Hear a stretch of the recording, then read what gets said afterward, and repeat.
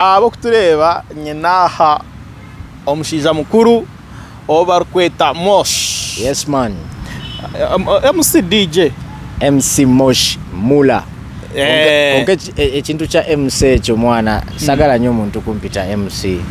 Chikutawanya oba ontadde mu kabokisi katono nkola ebintu bingi. Tukuyita an promoter. Actually mpita promoter. Mosh Mula Deapan Moyo TV we there. Happy New Year muri mutia. Happy New Year. Ogamba ki mukuru ko mwaka abantu mwe soko ndagama abantu bakuwagidde sebo abantu bampagidde soko sima abantu bakuwagidde bantu mwe bale kumpagira mwe bale no kunkunda. Moyo TV we say our slogan nejirangu we always on point. Yeah man. So fetubera ku point mwe bale nnyo hati Mosh. Yes bro. Plan omwaka last year ibire lyeta.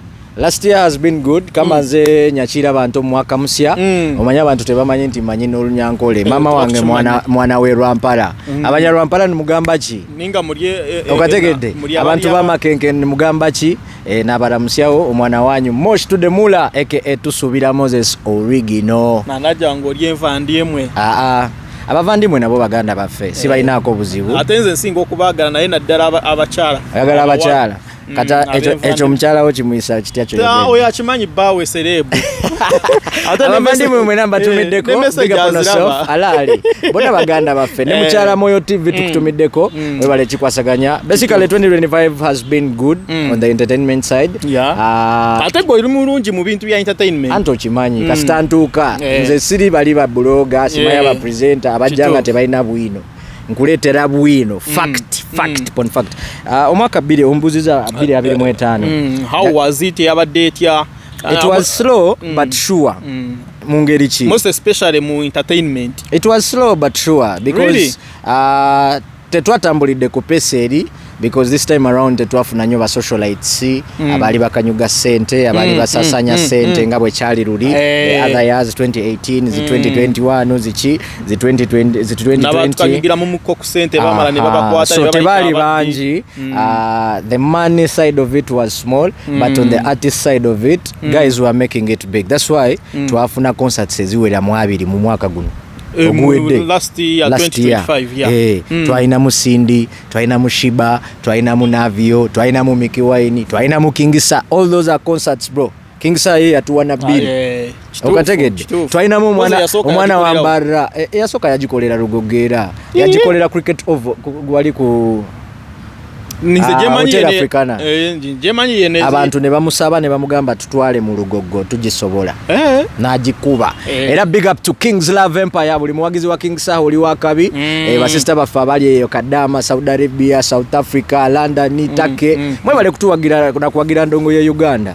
Yeah man. So omwaka gutambudde tulabyeko buli atakola concert ndoza yagikola mu 2025 ate ne mu 2025 abayimbi baffe baserebu bafuna love si kyangu Irene Ntale bamukuba embaga Chosen Becky bamukuba embaga Moyo TV obeerawo ngasagira omaye emboozi kati bw'otandika emboozi tuyinza onyumya mpaka nca Irene Ntale bamukuba embaga toshimanyi ya Chosen Becky ekigambo kye bayita stock empya wakiwulirako mukyala gundi liripazo bamukuba embaga antsiyo yontari ne liripazo seba alabika yateekawo embeera yagenda mu kukyala Frank Gashumba naye nakolayo embaga yakola okukyala era respect of Frank Gashumba abantu bangi bali boogera ebigambo bagala kulaba ku mukyala Gashumba kituufu n'amala n'atukubako omugogo omukyala kawala kato ne bagamba wawasizza ne muwala wa atiri muye mukulu byanyiza abantu bangi Hajati Namyalo tewamulaba yanyiiga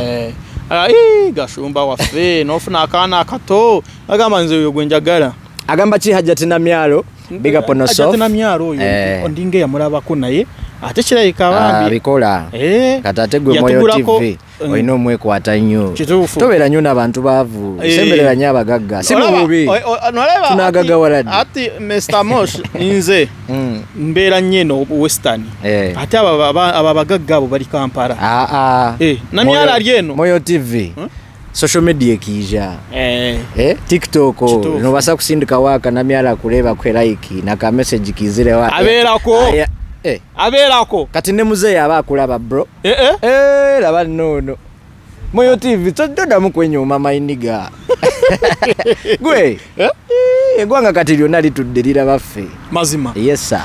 So last year bwekityo bwe kibadde then aba foreigners abagenze mu laavu babadde ompadde Irene Ntale Gashumba Chosen Becky banji ani omulala waliwo omusajja n'abalala ba getting out of love. Okay. Kati nga still have a relationship but work love. Okay. Because the year 2025 gwakomekereza nga Spice Diana ayawukanye nani ne manager we Rogers. Yes, manager Roger. Big up on yourself. Njagala crediting manager Roger for pushing the brand Spice to where Spice was. And naye gwe ngompe ebintu byembadde simanyi. Kati gobera wa veranga koli tova ku main. Akagambo tova ku main okamanyi. Rogers manager Roger takyakolagana ne Spice. No. Kati Spice yegira Spice ina management jakola nayo, aina friends bali affiliated with her brand and they are pushing well. Banange bintu bingi mwana ebi happening buli lunaku wabaya kapya. But ata sikibi. Omuyimbi, by the way, let me use this opportunity to sensitize and no kuyigiriza baganda baffe.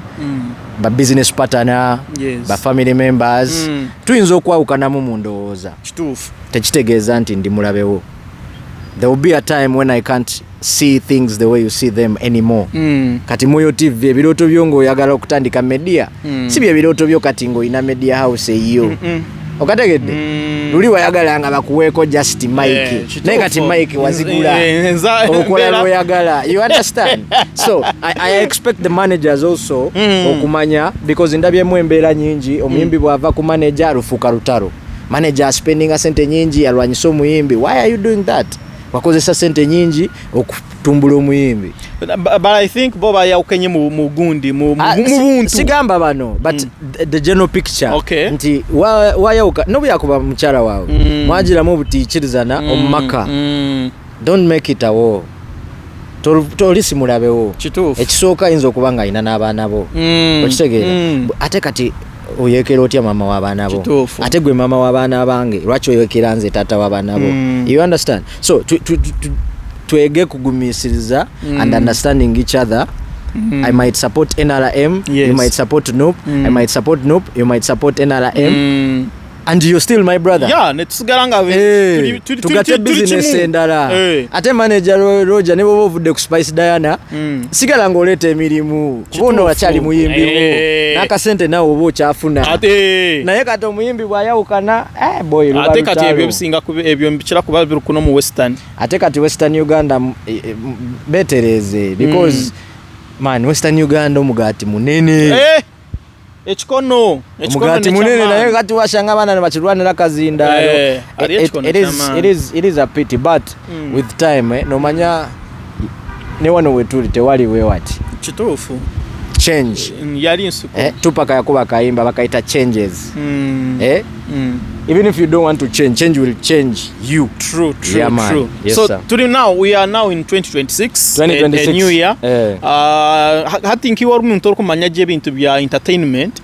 Mkabe ni shaba ompere credit ahabana bakozireje aba performingire kurungi most especially ombeshongozi. Ati kuno you of course Western tune yabeshongozi bingi Kampala Uganda yona. Basically 256. That is who? No. Generally in Uganda, yes. We have a lot of talents. I want to first credit people who have stood tall. Standing tall, no business here more blogging. It is not easy to be mentioned in the top 5 bloggers. Konka kor shangizi na lya room. That means otire watch impact. Worked hard. Wakashenga. Washanga nija kuninkuronda tukore. True. That means the work is felt. You understand? That's a sign of respect. Yes. I respect your hustle, I respect your career, I respect your effort. Yes. So nyenda to crediting. Kandogo muze abantu bingi bino muzogo. Omuntu kwakuleba mu yaye yakola akantu atono mabunome mu kifo kyo mwebaza. Be inspired. Yes. Wale bomwana wakatete T-Paul yatera lugogo. Be inspired iwo wakatete. Sina chindi iwo aboma. Oyina kubeera inspired nnyo kuba katete is walkable. That means you can walk to T-Paul's house and ask him, brother, ukakorota wakache tukujoko ukanyiga ukazimba boy ogenda kwabika arona bo kuzomba be inspired ate ze sente zo kuteka mbafuma bachota kuzitwara mu studio, brother. Yes, omufuma ali kusinga is studio. Iwala lero mushawo na chero mbafumu na chero mwirwaro my nigga pastor na chera mu church akera kola revision agenda mu church ati wa chero mbafumu kola abasinge batandike nukokwe. So let's be inspired. Arabana bakozire honestly speaking omwana nka Ray G, not omwana by the way. I call him omwana because he belongs to us. I call a region. We feel like Ray G is our son. No munyetonki okategede ate youth munafe but he's a big man. He's a big man. He's blunt. Era wobo yogera ku music we Uganda tosobola kubusa maaso ngo yogede ku top 9. Tosobola bula mu. Okategede kugambe top 9. Ray G wali. Era gwe bobo wakana. Gamba omuyimbi walange ne Awesome Entertainment atekeyo. Ojja kakasa. Sikolera bo. But nkugamba byendaba. Lakitufu. Nengeri je bitambulamu. Ray G wakozere. So Ray G, salute. First, he has changed the narrative. Ekyokubanza abanyankole mukamu ino kwetina kwingi. Mnonga. Twaina Alan Tonics naye nga awulira talina proud kubeera munankole. Si mu bubi. You understand? It is not bad. He might be an urban artist. We have those. You can't expect everyone to be Eli Wamala. Respect to Eli Wamala. But people that really push our culture without fear or favor nebache. Okategede. Era I had a chance to talk to Honorable Rukali. Nemubuuza nemugamba naye muri basajja bagagga lwaki temutumbula talent yaffe. Because they have the powers, they have the buttons, they have the resources. Naye angamba ekintu kimu nangamba, I'm happy you asked me that question. Nangamba abaana abatukuyamba. Kutukeza kubayamba yayine nkekizubu omwana we nagaruka ishomero wamusinchirayo miliyoni bitali ebya kamera kandi wo kimwendo mu campaign jango nyimbireko akuvimbira ate yakugamba yogera na manager okategedde koko bwaza kuija kalizde na manager. By the way, I'm happy Moyo TV one hosting. Let's clarify this, and it goes generally to every artist, not artists. Abantu mwena omuntu wena ari kuyamba okuterera akagira ati nsindi kire kitwala kachikuterawo tomuyisa mu maaso tufu kubanga ne manager we yali tasobola kikuwa kati ate oli mu mbeere eyokubeererawo munno kyogamba musajja nga Lukali asobola obula miliyoni 2 ezisasula omuyimbi asobola n'okukola studio okategedde. But when he told me that nanyi nayetegereza from a businessman's perspective iwabwe akinogurira Moyo TV cameras okamugurira internet ochenda kanda covering lero okamujo oti boss oti nyonka funa management otigamba acha wachi management yawe taragurire cameras then so tuinomu oyo go utasima go ukwerabira mangu omuntu akwereza 15 ze abo kujanga atufunire bukade 10 tochajukira. Let's remember the people that were there when nobody believed in us. It is very vital. Wahereza credit Ray G. Kakoba boy. Yes. Njagala kuwa credit my brother T-Paul. Ate njagala abantu bakimanye nti T-Paul musajja mugezi nnyo. You guys have not witnessed T-Paul. He has a lot to prove. Okay. Omusajja omulala akoze ne truth seba apise ekintu. Truth apise. Kwa na show on the university. Apise.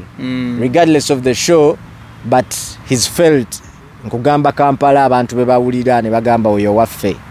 Njagala kuwa credit omwana we Kasese ona yakuba inewa Dexter rapper. Oyo nga yali oyo nga isi MC. Teyali MC is a rapper. Yajikuba omanye Muzaika Wato. Wamutegerera kuki koyo guy okategedde atenga mutabanyi wa Muzaiki Kawato kitufu mutata we oli mutabanyi we sibya content nabo 2025 bakuba yes tebatukuba kifeka bakuba ensi because when you go to TikTok kategori ku TikTok teka mu challenges ezo nyingi zisinganiza ate batambudde okategedde enyonyi ze bali nnyo omwaka gokka but when you see those guys on a plane, what do you see? Dreams are possible, dreams are valid. Oyo mwana singa teyakera n'agenda mu studio n'akola inewa trend yandimusanzeewo okubeera viral. Anti kirabika ekintu kyonna kugezaako. You understand? He has been to Rwanda, he has been to Dubai, he has been to South Africa, Kenya. Okategedde? Ezo ennyonyi yandizirinyedde singa si mubali. Tewali. Kati oyo omwana osomugamba nti gavumenti mbi. Mbuusaayo. Kale gwe Moyo TV basobola okugamba gavumenti mbi. Kweri? Oli wano mu mawewe uli miti okirinze boy okola kantu. Not in a bad way, but sometimes we need to give credit where it's due. Yes. Omuntu bwaba akoze musiime. So Dexter Rapper mwana we Kabale abantu bamubuusa amaaso salabye na Bebe Cool nga acknowledginga Kristi naye oyo omwana yatunda olukonjo okategedde naye nga kayimba yakakolereyo mu studio zo mu kyalo okategedde kati singa federation eyo studio yajiongera mu sente okategedde naye kati gola amoshi buli omu yakoze nabadenda abaana mbire ndi abaana buli omu abasize kwekora yonka list ye according to that okulaba ye okusinzira kale obanchi gambe nta atunyoyimba saguruka nkaho nanye nkole list yanje.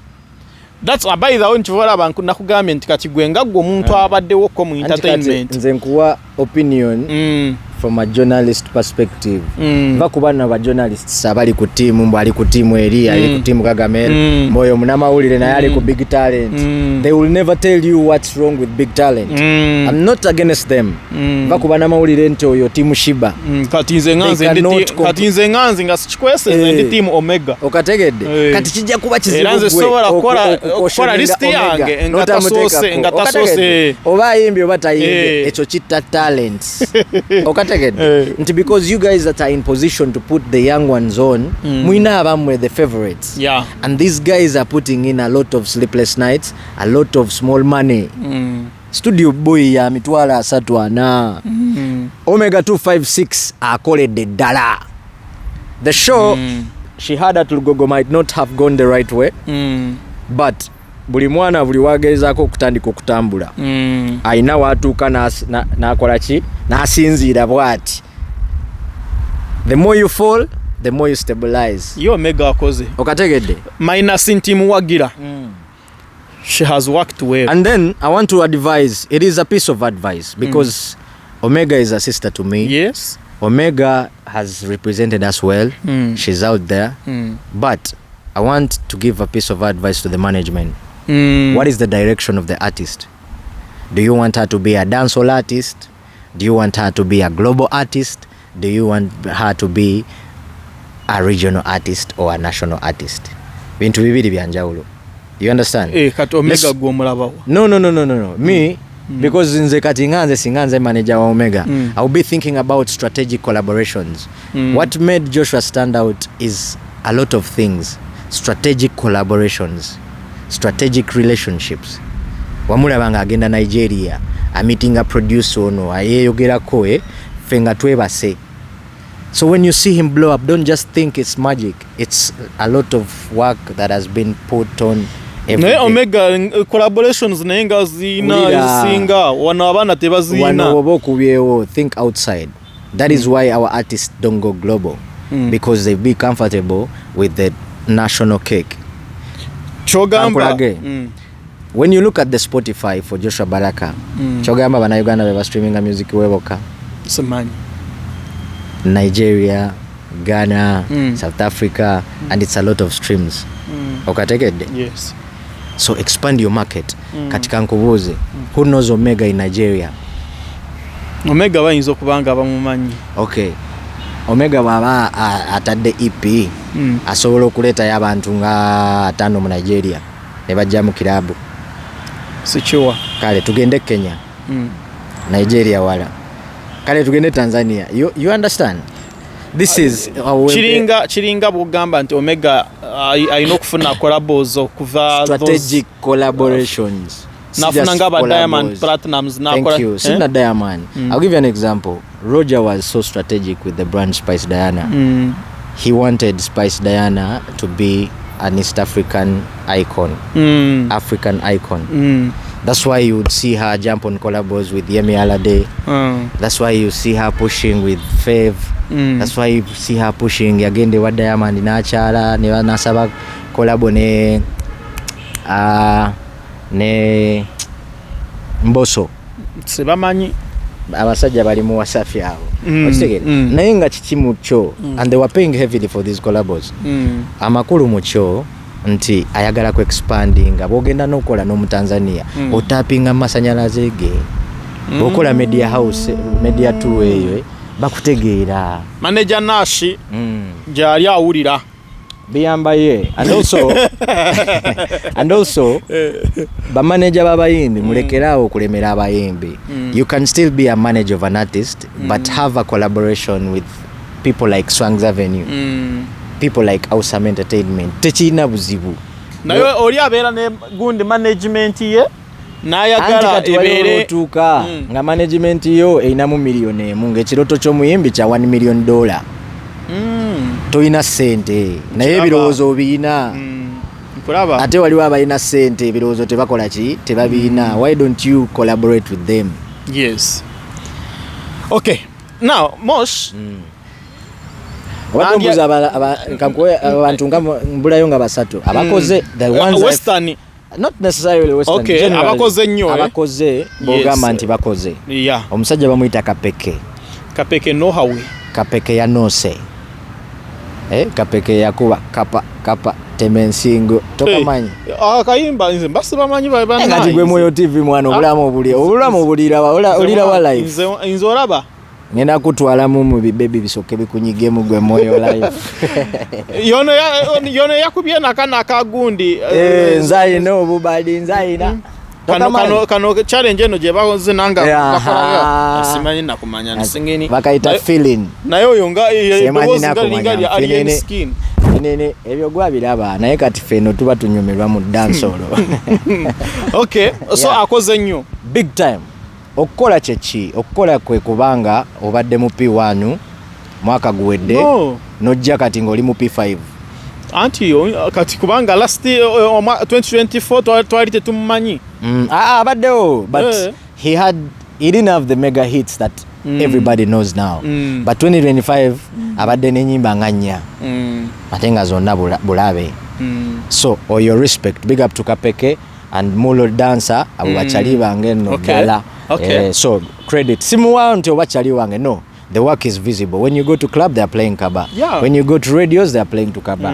When you go to TikTok, the challenges are. But I think we should thank TikTok. Kubanga na ina impact ya manyi je yongedde mu bayimbi. And TikTok tesobola kupushinga nga toina waka toka manyi. Abantu ba Moyo TV singa bali baterako just bifaananyi olowooza abandi badde bakufollowing olina okubeera nga nawe olina waaka. But TikTok has really changed lives. That's why we see a lot of socialites, a lot of people are becoming influencers. Obeera ne hausigalo we waka kumbe nga akusinga ne following gwe boss we okitegere. Yes, njagala ninyendo mperezeyo abakyala kandi badde nakuwayo Tracy Melon sola muleka.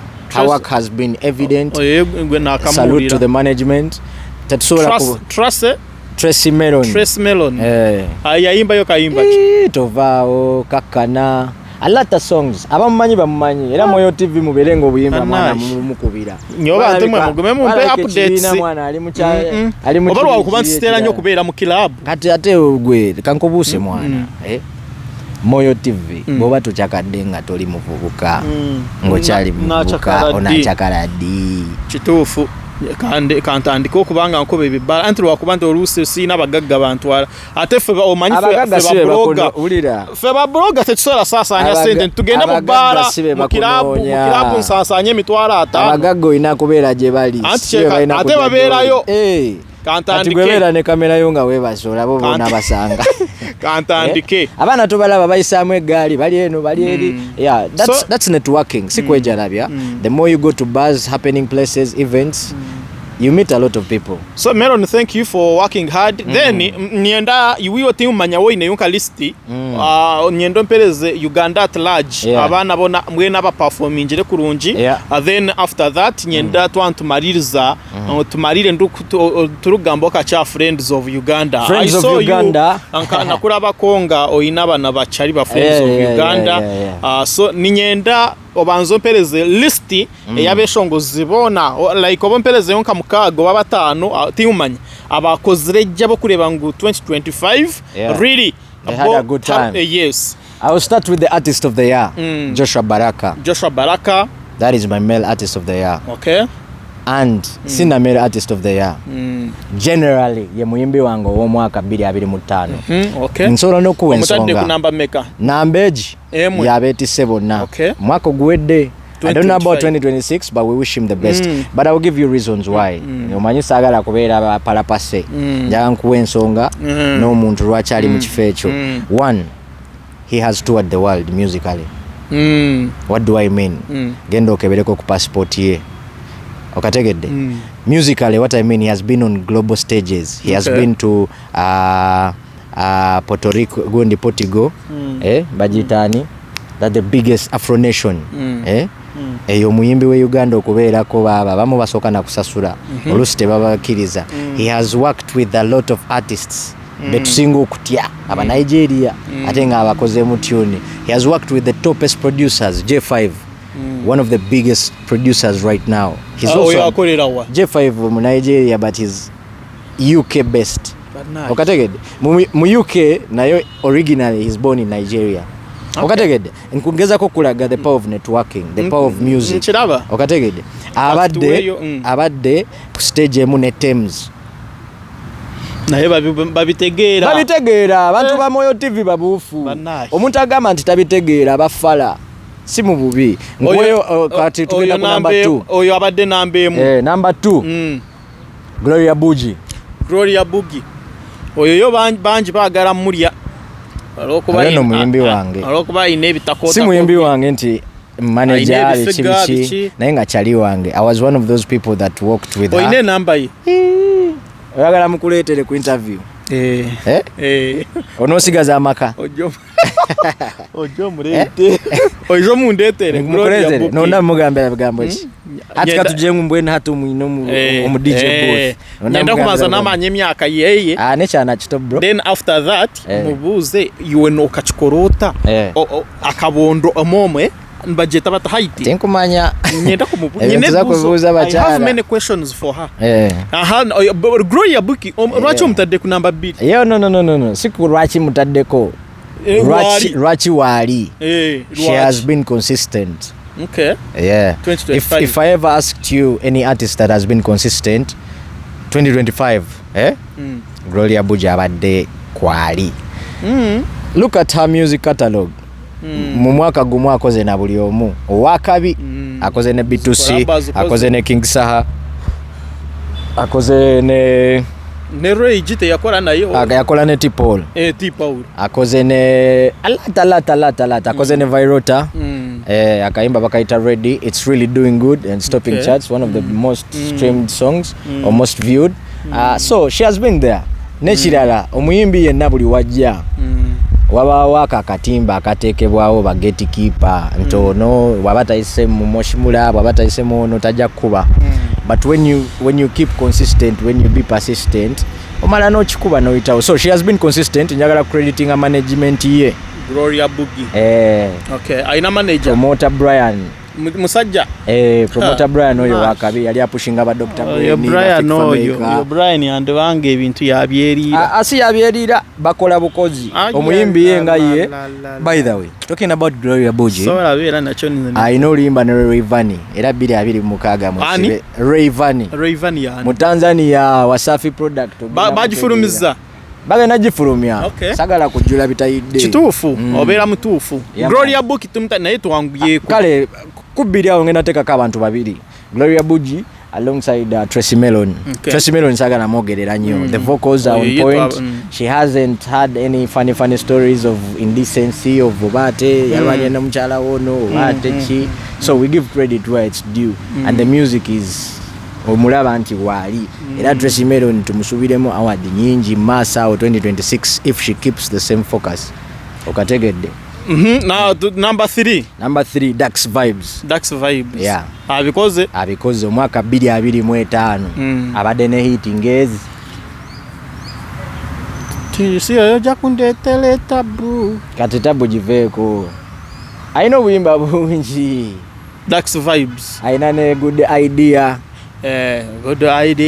nananinia okitegeera wali awo tavaawo still nsokuwa ensonga lwaki music abaddewo he had a very beautiful concert tosobola kibuusa maaso wetuva kwoyo mu namba 3 njagala nteekeko abantu babiri abadde Dax Vibes wamu ne Elijah Kitaka. Elijah yandibadde mu namba 2 but Elijah has been around musically before these guys but the good design yenze stenkolera ngansi anti kati goli omu chovola ba honorable za kugamba akalulo inakamu goli omu waliwo youth the youth that he is appealing to and of course that is his kind of branding.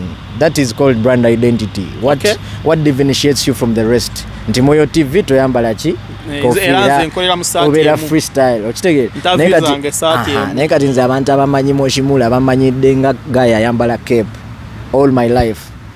So I'm trying to see so I'm trying to rebrand.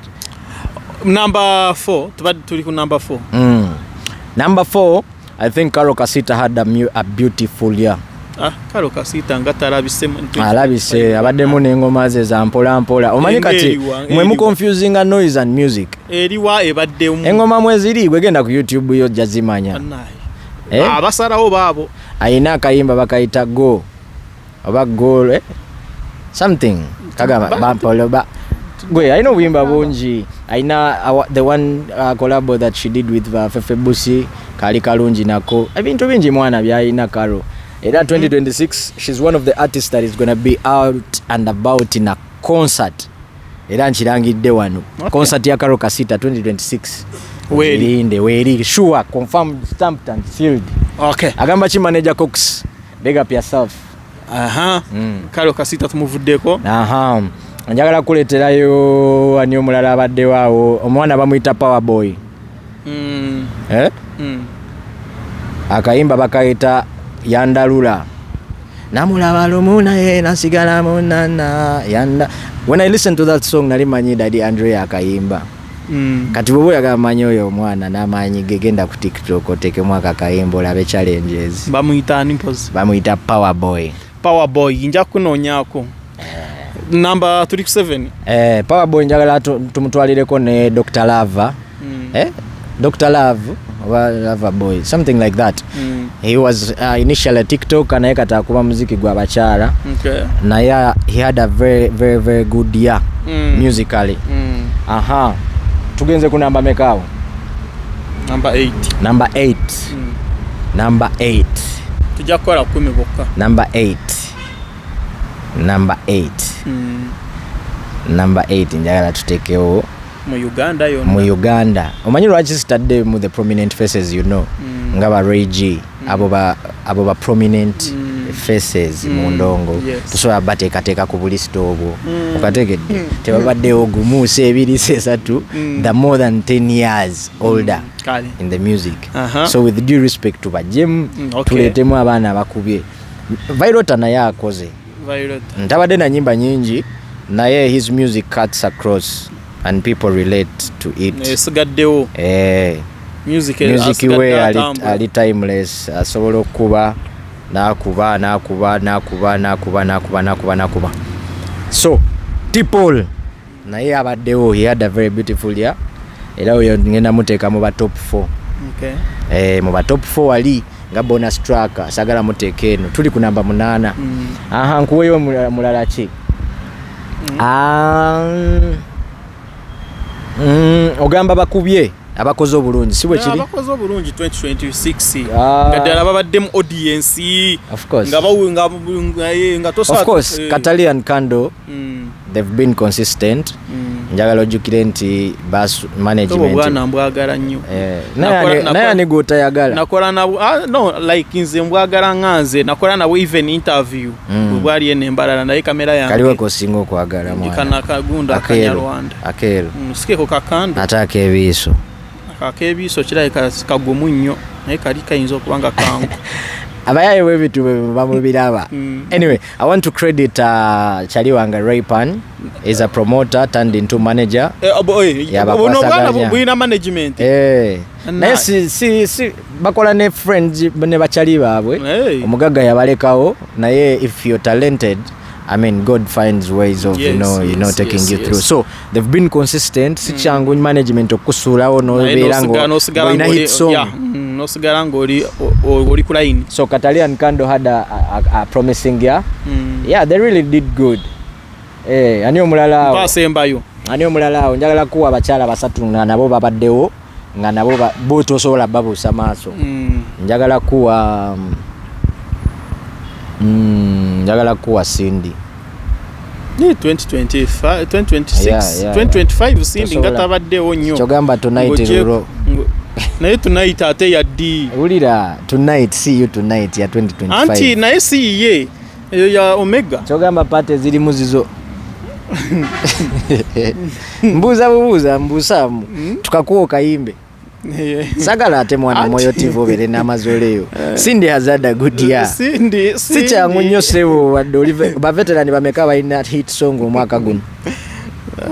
Oguwedde naye Cindy ye katinga ye 2025 tayakubye yo luyimba ngalulwe oyina lwomanyi banji ne Mudra also has been consistent. By the way, wali omwana wali ku category number 3 njagala mugatte kwawo asogenda nga mu number 6 Winnie Wamami naye abadde consistent the last year. Abadde consistent nyo. Era she made a mark in the music industry. Nairo akuba yambala bubi. Ate kati ebyo bye twagala fa abadigize. Gwe oyagala okwambala obulungi. Kwata ne content ye netatambula TikTok. Uliriza. Gwe oyagala okwambala obulungi, kwata mukyalawo. Omwambaze. Omuwandikira amateeka, omugulire engoye zoyagala. Okategedde. Nefe sebo tetuli kyakiyo. Abamu sebo basiraamu bagala okategedde. Kale.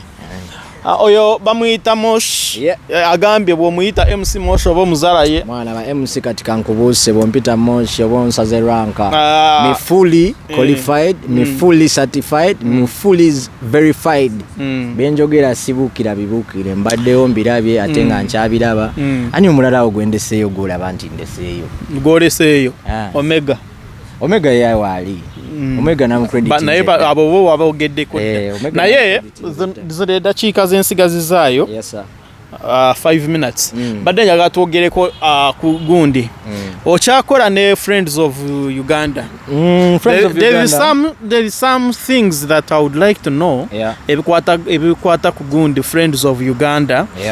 One time bajja wano embalala nga bali mu campaigns zaabwe nga bo. I think nga bagala many people to know what is Friends of Uganda. So really omuntu Friends of Uganda chi kubanga abantu wano mu comment section bali bagamba kati if you already Ugandan how can it nichinzika kityo kubanga ate ngoli mukwano gwa Uganda ate ngolredo oli muna Uganda kati gosoko ogera well njagala ku bigging up to the chairman Friends of Uganda Mwami Nasif Mr. Nasif thank you so much sir for coming up with a beautiful initiative. Friends of Uganda sikola nabo. It is a family. Ochitegera it is a family. It is a movement. Tetuli mu Friends of Uganda and twagala funa. No. But when I listened to the message that these guys had, I felt I'm inspired. Omulabi wa Moyo TV, let me take you back tuve mu byabayaye, tuve mu bya vibe, tudde mu bya reality. Abantu bameka bamanyi constitution ya Uganda.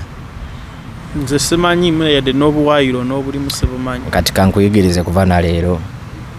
Article 17 of the Ugandan Constitution, it talks about patriotism.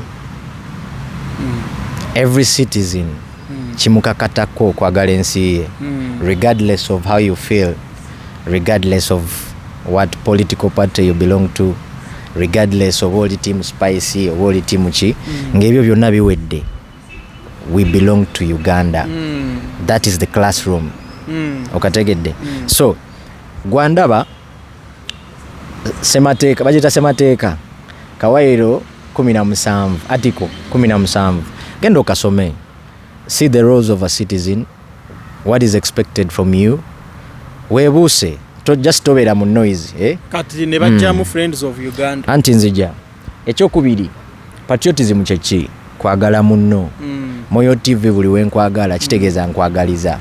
Okategedde okwagaliza kitegeeza sigenda kulaba walinga wali opportunity nkubira owe Masaka. I have to first call you my brother. You understand? That is patriotism, loving each other, being next to each other, supporting and collaborating with each other. So these guys, when I heard the message, I didn't even talk to them for long. Nalaba akalango kabwe, and I was like, wow. When you look at the population, yes, Uganda teriwe inakubeera after the 40 years.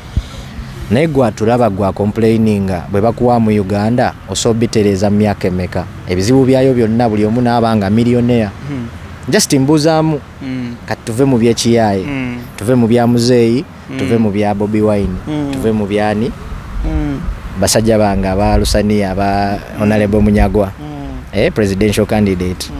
Gwe Moyo TV bwoba olaba nga ne family yo teteredde waliwo abali kwemulugunya family yawe kati ate bwe tukuwaamu 50 million people osobola basootinga bonna soka kwebeezaawo. Okategedde. So before you judge another man, be in his shoes. Olaba oba okisobola.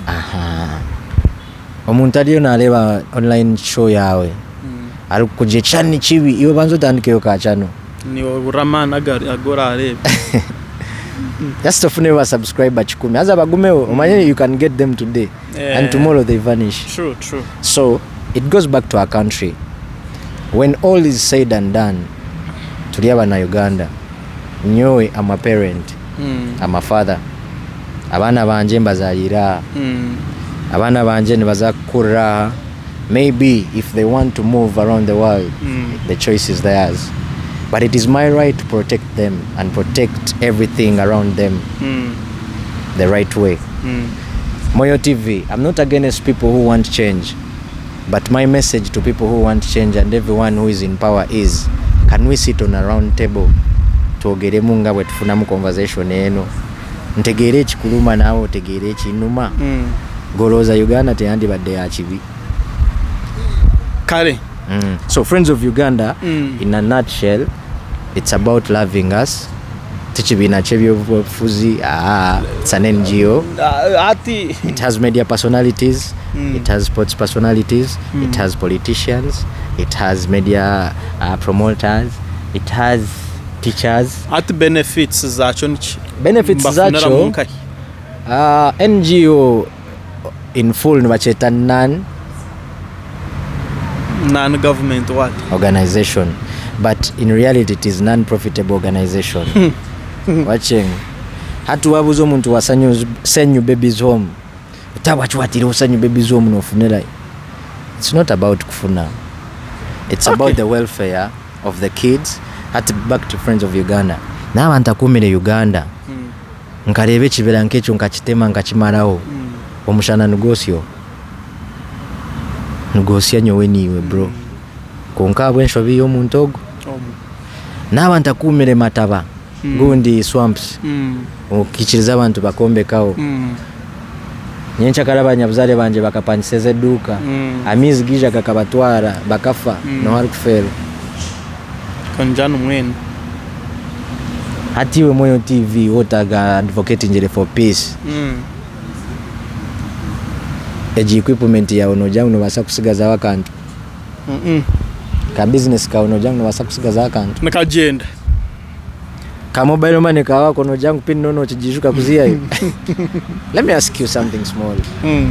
Koko bano la abantu abakuno no chira kurira abantu bakujira when I'm in Kampala abantu noja mwana ba Somalia babire binja ba Eritrea nojangu nibenda kuba binjo munsi itali yabo ino muntu ali kubigo abo mwana mirembe akaza kupakasa lero okategedde oba. So let's respect what we have. Yes, tutwine marwaliro marungi konka can we preserve agaro and what can we do making sure ntagandi gaza it is through dialogue wakajenga. Okay, just tukosye pira kwekarakasa nyona ndakuhajira find all reasons to convince me kuhajira. Yes. So friends of Uganda, me as a media personality in Chinkwatao, because every time I switch on TV, especially international media, I see things that yes happen in Uganda but are not bad as they are portrayed there.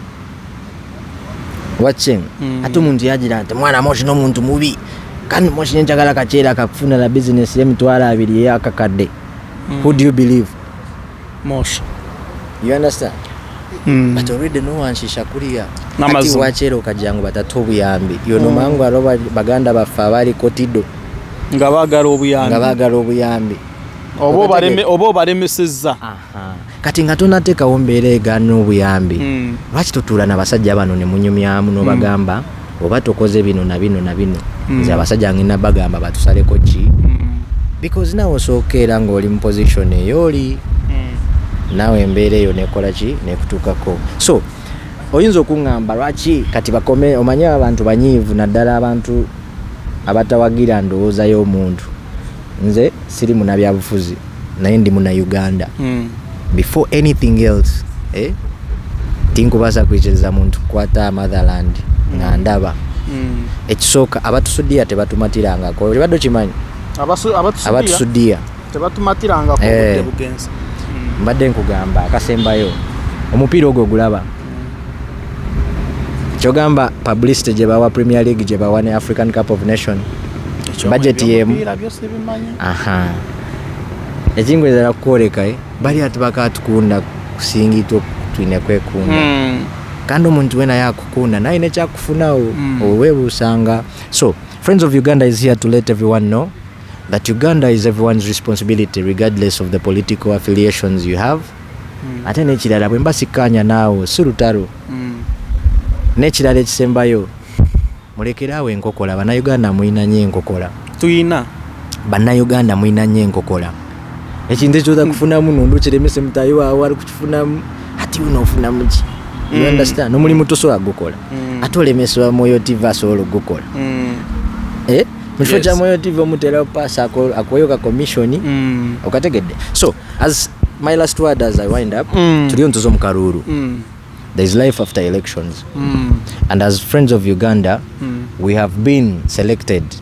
Era njaga kwebaza Electoral Commission. We have been selected to foresee. Foreseeing no kuba kaleberezi. Ntuza kuba turuhawo watera Karuru kawe ntwa kuba ntukareba. Abo kubito tino utukajira. Ito tulyansi tulya amazima. So teweraliikirira mbu Akaruru bagenda kabba tebagenda tugenda beera as friends of Uganda to witness the greatness wegenda olonde goyagala okategedde. That is a constitutional right to believe in anything you believe in and believe in someone you believe in. Naye don't be violent, love one another and spread love. There is life after elections. Nekirala Moyo TV abantu abayimbi bagambe balete business nze ndi promoter mwana bajja kunoonyako bagamba bagala Smile TV bagala Kampala kubeera mu bibale bya kabi abantu bagambe kale munkuletere muyimbi kyomulala oja soko ndetere gundi Gloria Boki ate Lydia Jasmine Lydia Jasmine nedda badde moshimula wano ku Moyo TV. Happy New Year, greatness. Yes. Ate mwana Moyo TV oje Kampala tuvimbe mwana nja kujja so abalena mutureba ejini Moyo TV mwebere kuba muruho ounanyine bamweta Mosh kande beskare nabera mu Kampala munonga kande na korana za TV station zamani mu Kampala. So guys abeshongo za upcomings basa kumuronda abase kubayamba kupushinga music yanyu na ikho Kampala ogomba mweta Mosh so munchiruze eshahe jimbeni mbareka bitumutakaye bwangweji program aba bagitira musente banywana bito aba mwije turye pork joint kakoba alliance wano nda pork nuzire nhoro kubasa kuba no bahichera then hana kandi imbagambira ngo igongo wano nda kuza kutwara umwana wawe kuswiminga ninga shikora buri kimwe rooms nunjo kuchakara no kurya no kudigida no tahero umwanya gwa kweta igongo country hotel gushangwa harwe henyine then nimbisi yango mugenda mutera karuru muterere omuntu we no mukurana mwenda then after that mutahe murinde ebirargo mu karuru then tugumize mu na Uganda yito turuko jaganya mwe bari kuba muruho mutakargaho